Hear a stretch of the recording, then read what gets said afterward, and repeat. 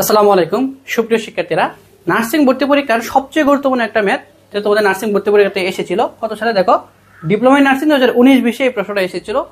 এই প্রশ্নটা খুবই ইম্পর্টেন্ট তোমাদের জন্য। দেখো, এটা আমরা একটু শর্টকাট দেখবো কিভাবে আমরা অনেক শর্টকাট এই ম্যাথটা করে ফেলতে পারি। দেখো, তোমাকে বলতেছে কোন বৃত্তের ব্যাসার্ধ 10% কমালে ক্ষেত্রফল শতকরা কত % কমে যাবে। ব্যাপারটা হচ্ছে এই, ধরো তোমার কাছে হচ্ছে একটা বৃত্ত আছে, এই হচ্ছে একটা বৃত্ত এবং তার ব্যাসার্ধ আছে হচ্ছে, ধরো হচ্ছে তার ব্যাসার্ধ আর সমান হচ্ছে 2। তাই তার ক্ষেত্রফল কত বলতো? আমরা জানি ব্যাসার্ধকে স্কয়ার করলে ক্ষেত্রফল হয়, তাহলে হচ্ছে তার ক্ষেত্রফল হচ্ছে 4। এখন এই বৃত্তটাকে তুমি কি করছো, এই বৃত্তের ক্ষেত্রফল তুমি কি করছো, কমায় দিছো। তোমার মনে হয় যে তুমি তার ব্যাসার্ধ 1 করে দিছো। তুমি তার ব্যাসার্ধ কত করছো বলো? এখন তার ব্যাসার্ধ হচ্ছে 1। তো তার ব্যাসার্ধ যদি 1 হয় তাহলে তার ক্ষেত্রফল কত হবে বলো তো? 1 স্কয়ার মানে 1। তার মানে আমরা জানি বৃত্তের ব্যাসার্ধকে স্কয়ার করলে ক্ষেত্রফল পাওয়া যায়। তো তাহলে খেয়াল করো ব্যাপারটা, এই যে বৃত্তটা, এই বৃত্তের ক্ষেত্রফল ব্যাসার্ধ ছিল 2, তার ক্ষেত্রফল 4।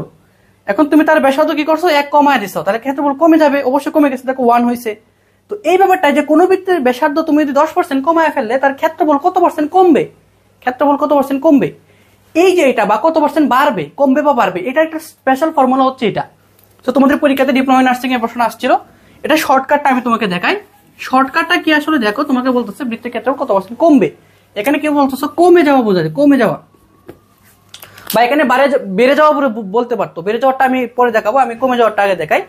তো নর্মাল শর্টকাটটাকে এখানে একটা ইনফরমেশন দেওয়া আছে। কি ইনফরমেশন দেওয়া আছে দেখো, কোন বৃত্তের ব্যাসার্ধ 10% কমে গেছে। বৃত্তের ব্যাসার্ধটা কি করছে বলো, 10% কমে গেছে, তাহলে ক্ষেত্রফলটা কত % কমে যাবে। তাহলে এই যে কমে গেছে কত %, 10%। তুমি প্রথমে যেটা করবা, এই যে 10% কমে গেছে এটাকে তুমি এ ধরবা, আবার এটাকে তুমি বি ধরবা। মানে আমাদের ফর্মুলাটা অ্যাপ্লাই করতে হলে এ এবং বি দুইটা জিনিস ধরতে হবে। তুমি তাকেই এ ধরবা মানে -10, এবং তাকে তুমি বি ধরবা মানে -10। মানে এই যে ক্ষেত্রফল এত % কমে গেছে, 10% আছে, একে আমরা এখানে 10 ধরলাম। এবার তুমি যদি বলতো 50% কমে গেছে, তাহলে আমরা এখানে 50 ধরতাম। এবার 50% বেড়ে গেছে, আমরা এখানে 50 ধরতাম। ওকে, আচ্ছা, যেহেতু আমরা বলছি 50% এখানে কমে গেছে, 50% না 10% কমে গেছে, আমি এখানে এর মান 10 ধরলাম, বির মান আমি 10 ধরলাম। মানে এর মান যা ধরবা, বির মান তাই ধরবা, এটাই ধরবা। ওকে, এখন আসো আমাদের ফর্মুলাটা দেখো, একবারে শর্টকাট করে বুঝাইতেছি। ফর্মুলাটা হচ্ছে a plus B plus A into B divided by 100। a plus B plus A into B divided by 100। a plus B plus A into B divided by 100, এটা হচ্ছে আমাদের ফর্মুলা, বেসিক শর্টকাট ফর্মুলা। তো এর মান আমরা কি ধরছি এখানে, যেহেতু কমে গেছে এই জন্য মাইনাস ধরছি, বাট এখানে তো বলতো যে বেড়ে গেছে, তাহলে আমরা এখানে এইটা কিন্তু প্লাস থাকতো। যেহেতু কমে গেছে আমরা এখানে এর মানটা মাইনাস ধরছি, বির মানও কিন্তু মাইনাস ধরছি। তো দেখো আমাদের এর মানটা আমরা এখানে বসাবো, এর মান কত আছে, এর মান হচ্ছে -10। একটু খেয়াল করো ব্যাপারটা, এটা আমরা অনেকে বুঝতে অসুবিধা হয়। এর মানটা হচ্ছে -10, এর মান হচ্ছে -10। এই যে আমাদের ফর্মুলার প্লাস, আমি এখানে প্লাস দিছি, প্লাস, তারপরে আবার এখানে হচ্ছে বি এর মান বসাইতে হবে। বি এর মান কত ধরছিলাম, বি এর মান হচ্ছে -10, এই যে -10 বসাইছি আমি ব্র্যাকেটের ভিতরে। তারপরে ফর্মুলার প্লাস আছে, এই যে আমি প্লাস দিলাম এখানে প্লাস। তারপরে আমাদের কি আছে উপরে হচ্ছে এ ইন্টু বি, এর মান কত, এর মান হচ্ছে -10।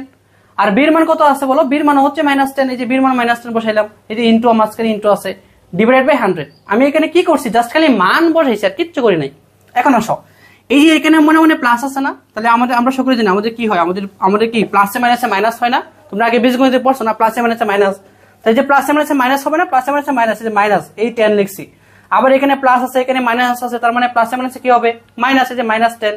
তাহলে এই যে -10, এই প্লাসে মাইনাসে মাইনাস, এই -10। এই যে এখানের ফর্মুলার প্লাস, এই আমি এখানে প্লাস দিলাম, ফর্মুলার প্লাস এখানে প্লাস দিলাম। ওকে, এখন দেখো আমরা বীজগণিত পড়ার সময় একটা পড়ছিলাম না, মাইনাসে মাইনাসে কি হয় বলো, মাইনাসে মাইনাসে প্লাস হয় না? তাহলে দেখো -10 ইন্টু -10, দেখো -10 ইন্টু -10, যদি মাইনাসে মাইনাসে আমাদের গুণের সময় মাইনাসে মাইনাসে কি হয়, প্লাস হয়। তাহলে -10 ইন্টু -10 তো প্লাস হয়ে যাবে না, মাইনাস মাইনাস প্লাস হয়ে যাবে। তা 10 আর 10 গুণ করলে কত হবে, 100।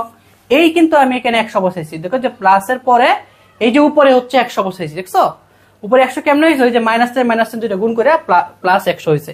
আর নিচে তো আমাদের ফর্মুলার 100 ছিল, এই যে 100। এখন দেখো আমাদের এই যে এই 100 আর 100 কাটাকাটি করলে কি হয়, 1।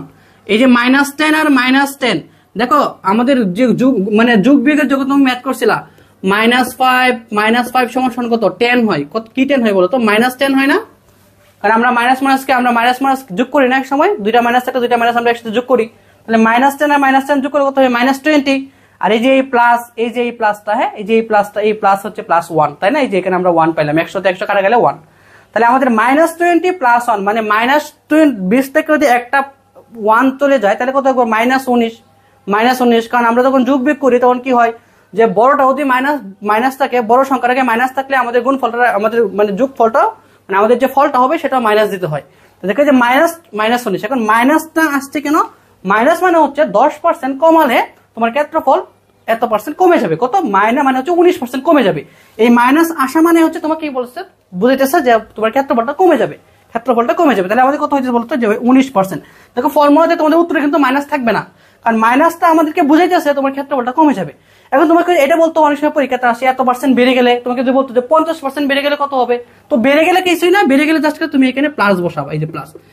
যদি বেড়ে যায় তাহলে এই যে এর মানটাও প্লাস ধরবা, বির মানটাও প্লাস ধরবা। 50% বেড়ে গেলে তার মানে এর মানও 50, এর মানও হচ্ছে 50, বির মানও 50। পরে তুমি খালি এখানে 50 এর মানগুলো বসাবা, এখানে 50 এই 50 মান বসায় অঙ্ক বের করে ফেলবা, তখন প্লাস আসবে। আশা করি বুঝতে পারছো। সুপ্রিয় শিক্ষার্থীরা, আমাদের কিন্তু আগামী শনিবার রাত 8টায় সাধারণ বিজ্ঞান স্পেশাল একবারে বেসিক টু অ্যাডভান্স ক্লাস হবে, এবং আমাদের সেকেন্ড টাইম ব্যাচে কিন্তু ভর্তি চলতেছে। সেকেন্ড টাইম এবং থার্ড টাইম ব্যাচে ভর্তি সম্পর্কে গুরুত্বপূর্ণ ইনফরমেশন পেয়েছে তোমরা আমাকে আমার আইডিতে SMS করবা, এবং তোমরা অবশ্যই আইডিতে আমার ক্লাসগুলো ভালো লাগলে অবশ্যই ক্লাসগুলো শেয়ার করবা। ধন্যবাদ সবাইকে, ইনশাআল্লাহ দেখা হবে